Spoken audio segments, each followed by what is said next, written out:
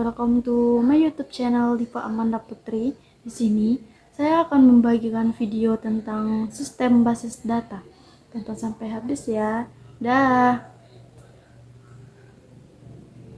Assalamualaikum warahmatullahi wabarakatuh. Perkenalkan, nama saya Diva Amanda Putri dengan NIM 2522113. Di sini saya akan membahas materi tentang SQL atau struktur query language. Dan perancangan basis data, dan yang terakhir tentang normalisasi. Video ini saya buat untuk memenuhi syarat ujian akhir semester yang diampu oleh Bapak Rian Amanda MPDT. Alhamdulillahillazi hadana lihaza wa ma kunna linahtadiya laula an hadanallah. Asyhadu an la ilaha illallah wa asyhadu anna Muhammadar Rasulullah la nabiyya ba'da amma ba'du. Yang saya hormati Bapak dosen pengampu mata kuliah sistem basis data yang diampu oleh Bapak Rian Amanda MPDT.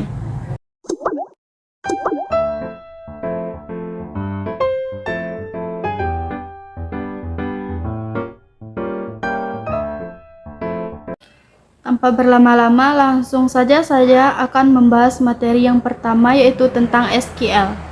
Apa sih SQL itu? SQL atau struktur query language, sebuah bahasa yang dipergunakan untuk mengakses data dalam basis data relasional. Bahasa ini secara de facto merupakan bahasa standar yang digunakan dalam manajemen basis data relasional. Saat ini, hampir semua server basis data yang ada mendukung bahasa ini untuk melakukan manajemen datanya. Selanjutnya, saya akan membahas tentang sejarah SQL.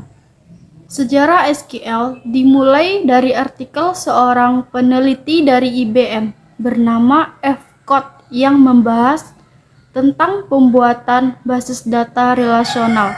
Pada bulan Juni 1970, artikel ini juga membahas kemungkinan pembuatan bahasa standar untuk mengakses data dalam basis data tersebut. Bahasa tersebut kemudian diberi nama SQL atau Struktur English Query Language. Setelah terbitnya artikel tersebut, IBM mengadakan proyek pembuatan basis data relasional berbasis bahasa SQL. Akan tetapi, karena permasalahan hukum mengenai penamaan SQL, IBM pun mengubahnya menjadi SQL. Implementasi basis data relasional ini dikenal dengan sistem R. Di akhir tahun 1970-an muncul perusahaan bernama Oracle yang membuat server basis data populer yang bernama yang sama dengan nama perusahaannya. Dengan naiknya kepopuleran Oracle, maka SQL juga ikut populer sehingga saat ini menjadi standar de facto bahasa dalam manajemen basis data.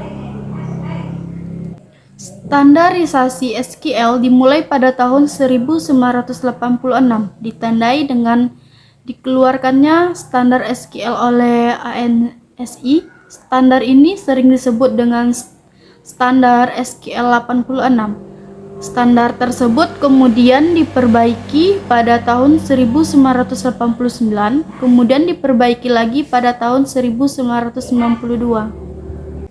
Pada versi terakhir dikenal dengan SQL 92. Pada tahun 1999 dikeluarkan lagi standar baru, yaitu SQL 99 atau disebut juga SQL 99. Akan tetapi kebanyakan implementasi mempresentasikan pada SQL 92 atau SQL 92 lebih banyak digunakan. Selanjutnya saya akan membahas tentang pemakaian dasar SQL. Pemakaian dasar SQL adalah bahasa query yang standar yang digunakan sebagai suatu bahasa sederhana dan dasar yang memungkinkan kita untuk berkomunikasi dengan database, membaca, menulis, dan memperoleh informasi yang berguna dari database. Meskipun sifatnya non-procedural, lebih mudah bekerja dengan SQL daripada dengan kebanyakan bahasa pemrograman seperti PHP, Perl, Java, dan lain-lain sebagainya. Namun, kadangkala menyulitkan untuk beberapa kasus yang rumit bagi mereka yang baru mengenal SQL. Perintah atau statement SQL yang paling sederhana yang memungkinkan seseorang atau pengguna user dapat menampilkan atau memperoleh data dari suatu tabel adalah perintah atau statement select. Sesuai dengan namanya, dengan perintah select, seorang user dapat memilih data yang spesifik dari tabel untuk menampilkannya. Secara umum, SQL terdiri dari dua bahasa, yaitu Data Definition Language atau DDL dan Data Manipulation Language atau DML. Implementasi DDL dan DML berbeda untuk tiap sistem manajemen basis datanya atau SMBD. Namun, secara umum, implementasi tiap bahasa ini memiliki bentuk yang standar ditetapkan atau ANSI. Di sini saya akan membahas tentang SQL statement. Bisa kalian lihat seperti gambar yang saya tampilkan.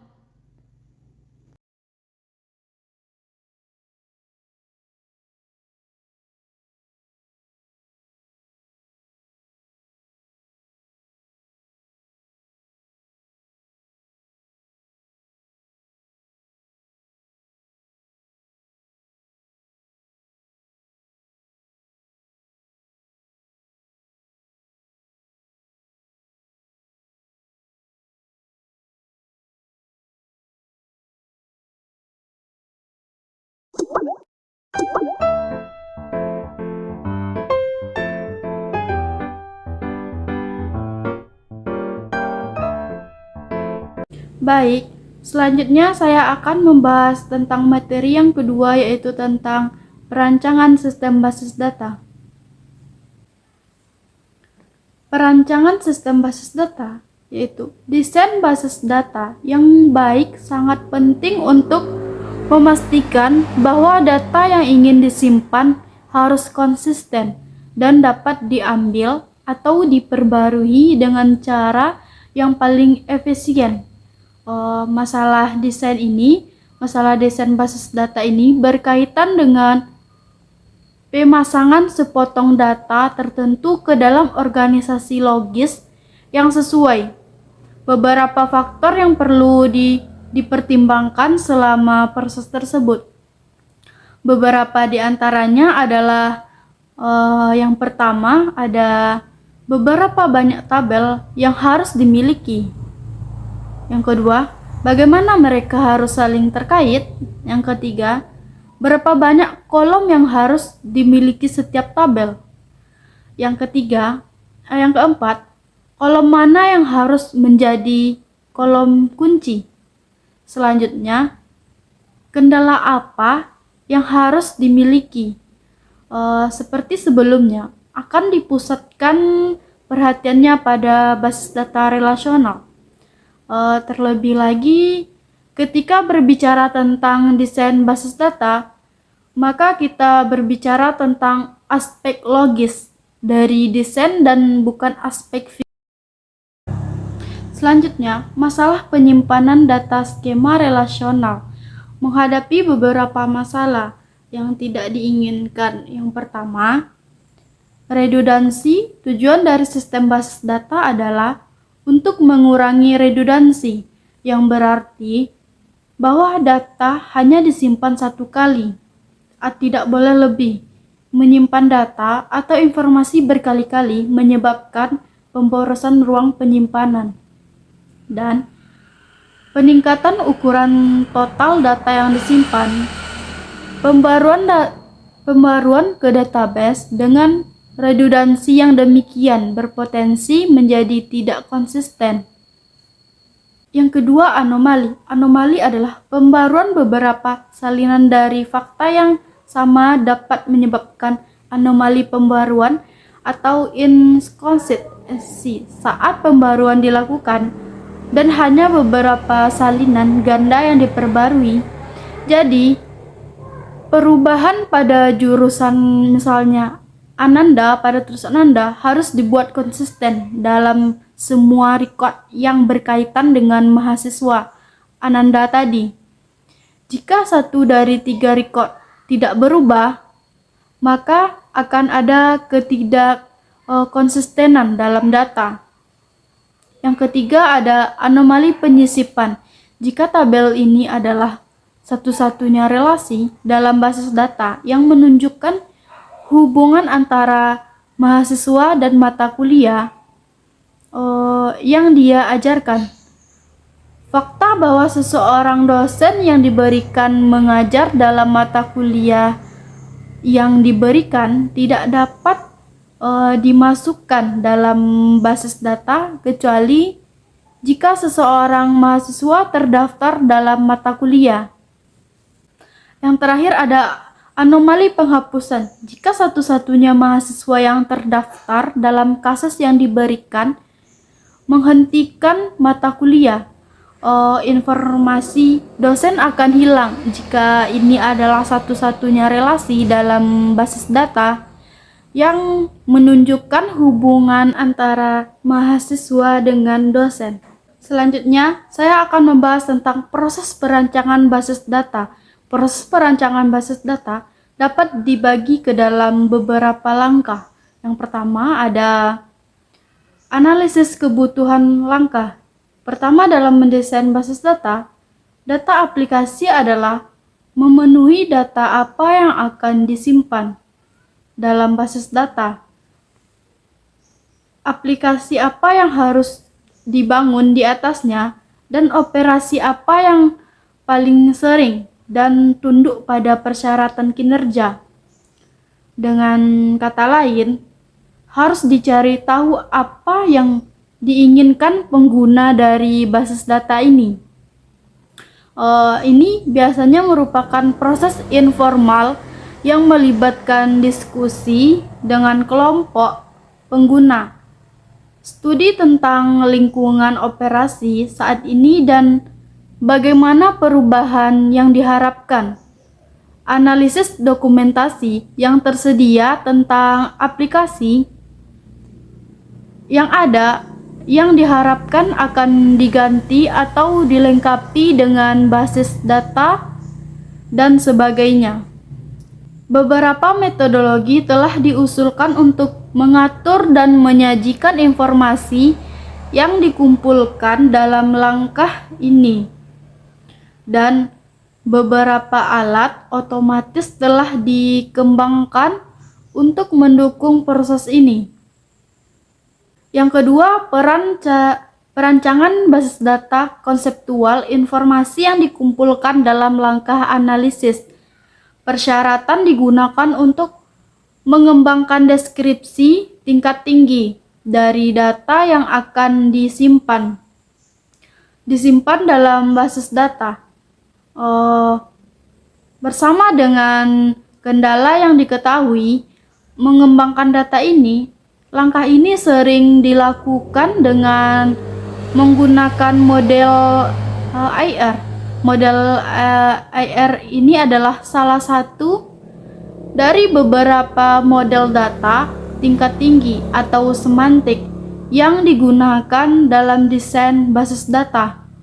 Tujuannya adalah untuk membuat deskripsi sederhana dari data yang sangat cocok dengan cara pengguna dan pengembangan memikirkan data atau orang-orang dan proses yang akan diwakilkan dalam data. Hal ini memfasilitasi diskusi di antara semua orang yang melibatkan dalam proses desain. Bahkan Mereka yang tidak memiliki latar belakang yang teknis, pada saat yang sama, desain awal harus cukup tepat untuk memungkinkan terjemahan langsung ke dalam model data yang didukung oleh database komersial sistem. Selanjutnya yang ketiga yaitu desain basis data logis. Harus dipilih DBMS untuk mengimplementasikan desain basis data dan mengubah desain basis data tersebut basis data konseptual menjadi skema basis data dalam model data DBMS yang dipilih. Hanya akan dipertimbangkan DBMS relasional. Oleh karena itu, tugas dalam langkah desain logis adalah untuk mengubah skema IR menjadi skema database relasional.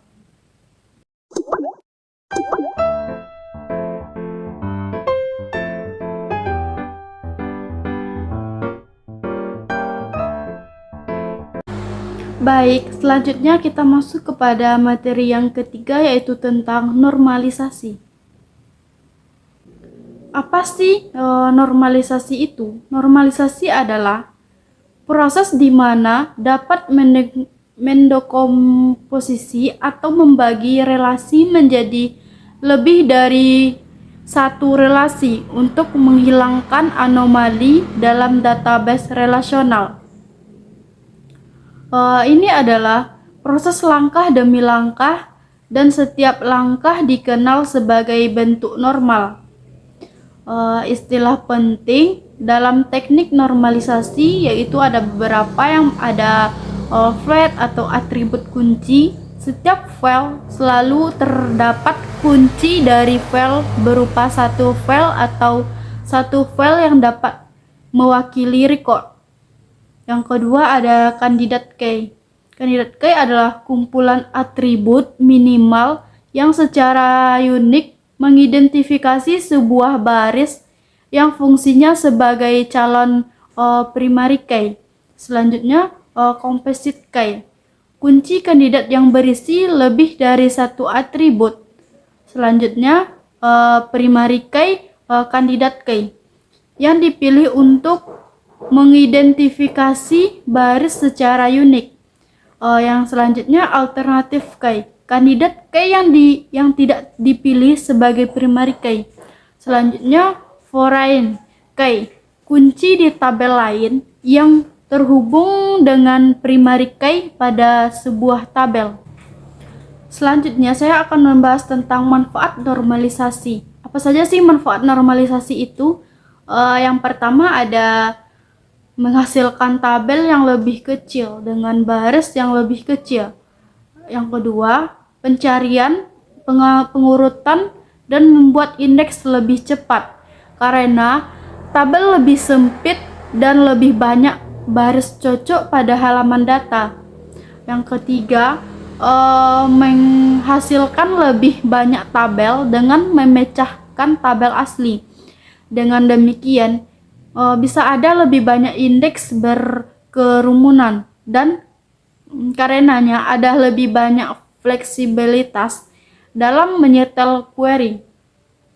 Selanjutnya yang keempat yaitu pencarian indeks umumnya lebih cepat karena indeks cenderung lebih sempit dan lebih pendek.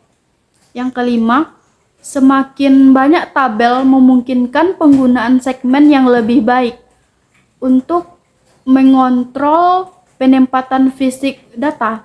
Yang keenam, ada lebih sedikit indeks per tabel dan karena perintah modifikasi data lebih cepat. Selanjutnya yang ketujuh yaitu ada sejumlah kecil nilai nol dan redundansi. Ini membuat basis data lebih kompak. Yang kedelapan, anomali modifikasi data berkurang. Selanjutnya yang kesembilan, secara konseptual lebih bersih dan lebih mudah untuk dipertahankan dan diubah seiring perubahan kebutuhan. Selanjutnya saya akan membahas tentang ketergantungan dalam normalisasi. Ketergantungan dalam normalisasi ketergantungan atau dependensi merupakan konsep yang mendasari sebuah normalisasi ini dalam basis data. Dependensi lebih sering disebut dengan fungsional dependensi atau ketergantungan fungsional yang digunakan untuk menggambarkan hubungan batasan atau keterkaitan antara atribut-atribut dalam relasi. Atau lebih jelasnya, nilai dari suatu atribut dapat menentukan nilai dari atribut yang lain. Dependensi ini akan mencari acuan untuk pendekomposisian data ke dalam bentuk yang paling efisien atau yang paling mudah. Contohnya yaitu seperti NIM untuk NIM. Nama mahasiswa. NIM secara fungsional menentukan nama mahasiswa karena untuk setiap NIM yang sama, maka nilai nama mahasiswanya sama. Selanjutnya, saya akan membahas tentang tahap-tahap normalisasi. Yang pertama, tahap normalisasi tidak normal. Pada tahap ini, diambil saluran data yang ada dan diperlukan dalam database itu sendiri. Misalnya, contohnya pada tabel nilai mahasiswa, datanya terdiri dari NIM, nama mahasiswa, alamat mahasiswa, ID dosen, nama dosen, status dosen, nilai basis data, nilai pemrograman, nilai pengantar ilmu komputer, nilai interaksi manusia dan komputer. Yang kedua ada tahap normal 1 atau 1NF. Pada tahap ini, bagi seluruh data yang diperlukan menjadi beberapa bagian berdasarkan jenis data tersebut. Atau sebuah tabel bisa dikategorikan sebagai tabel 1NF jika di setiap baris record hanya memiliki satu value. Hasil transformasi dari uniformalis add from ke 1NF. Yang ketiga ada normal 2 atau 2NF. Pada tahap ini bagi berdasarkan jenis dan memberikan primary key pada masing-masing tabel. Sebuah tabel bisa dikategorikan sebagai tabel 2NF jika tabel sudah dalam keadaan 1NF dan setiap kolom di dalam tabel itu fungsional dependensi kepada semua key atau full dependency, bukan hanya kepada salah satu key atau particle decay. Berarti harus ditentukan terlebih dahulu key yang ada di dalam tabel tersebut. Dari tabel di atas bisa ditentukan bahwa ada dua kandidat key. Kandidat key yang tersedia dalam tabel di atas yaitu yang pertama ada NIM ditambah kode matkul ditambah NIM ditambah nama matkul. Setelah dipilih dari kedua kandidat key, maka yang dipilih secara efisien untuk menjadi primary key adalah NIM ditambah kode underscore matkul. Selanjutnya yaitu normalisasi 3NF. Pada ini bagi menjadi lebih terperinci untuk menghindari terjadinya redundansi.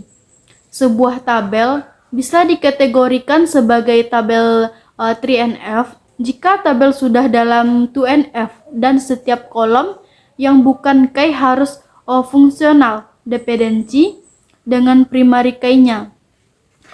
Bisa kita lihat di dalam tabel tabel mata kuliah sudah memenuhi persyaratan 3NF.